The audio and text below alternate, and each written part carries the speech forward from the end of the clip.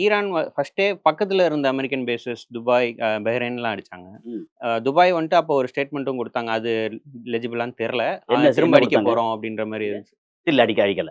ஏன்னா அது நான் வந்து எப்படி வந்துட்டு அடிக்காம இருக்காங்க? துபாய் அடிக்கிறதுக்கு அவன் கையில ஆயுதம் வேணும்ல. தெரியணும் ஆயுதம் இதெல்லாம் வேணும்ல. அங்க துபாய்ல இருக்கிற ஆயுதம் பூரா வந்து அமெரிக்காவோட ஆயுதம். அவன் அமெரிக்காவே அடிச்சுக்கிட்டு இருக்கான். அப்புறம் துபாய் வந்து திருப்பி எப்படி அடிக்க முடியும்? அடிக்க மாட்டாங்க.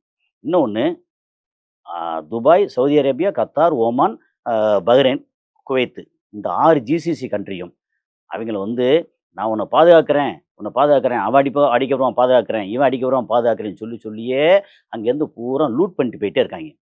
இவைங்களுக்குமே வந்து என்னடா இப்படி நடந்துகிட்டு இருக்கே! அப்படின்னு ஒரு இது இருக்கும்.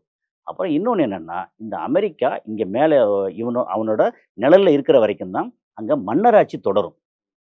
ஓகே. இல்லன்னா மத்த எல்லா இடமும் வந்து அ ம ஏதோ ஒரு சர்வாதிகார ஆட்சியோ, கம்யூனிச ஆட்சியோ, மக்களாட்சி மாதிரி அப்படி போய்க்கிட்டு இருக்கும். ஆனா மன்னராட்சிங்கிறது வந்து ஜிசிசி கண்ட்ரி மட்டும். ஜிசிசி கண்ட்ரி இப்ப நான் ஜிசிசில அ ஜோர்டான் வந்து மன்னராட்சி. ஓகே. இந்த மாரி மன்னராட்சி அங்க மட்டும் தான் இருக்கு. இவங்களுக்கு என்னன்னா, நம்ம இப்படியே சௌரியமா இருந்துருவோம் அப்படின்னு. ஆமா. அப்படி. அந்த மாரி வரும்போது, இவங்கள வந்து அடிச்சது என்னன்னா, பொதுமக்கள் இருக்கிற இடத்த அடிக்கவே இல்ல அவிங்க. அப்புறம் ஒரு கேள்வி வரும். அப்போ பஹ்ரைன்ல ஒரு 30 மாடி கட்டிடத்தில வந்து அடிச்சாய்ங்க. அது என்ன பொதுமக்கள் இருக்க இடம் இல்ல. அது வந்து ஆக்சுவலா சிஏஏ ஏஜென்ட் டாப் அஃபிஷியல் அங்க இருந்தாங்க. அந்த கிளாஸ் ஷட்டரான அது இல்ல. கிளாஸ் ஷட்டர் வந்து இங்க அபுதாபி, துபாய்ல. இது வந்து பஹ்ரைன்ல ஒரு 30 மாடி கட்டிடத்தில மேல அடிச்சாய்ங்க. 22, 25ஆம் மாடி சம்திங் அத அடிச்சாய்ங்க. அடிச்சு பயங்கர தீயெல்லாம் புடிச்சது. அங்க வந்து சிஐஏ ஏஜென்ட் பெரிய டாப் அஃபிஷியல் அங்க இருந்தாப்லயாம்.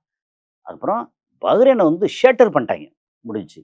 என்னன்னா, அங்க வந்து ஃப்ளீட் 5 அப்டின்னா அங்க வந்து ஒரு நேவல் பேஸ். அந்த மொத்த ரீஜியனுக்கே அமெரிக்காவோட டாப் நேவல் பேஸ் வந்து பஹ்ரைன். அத அடிச்சு துவம்சம் பண்ணிட்டாய்ங்க.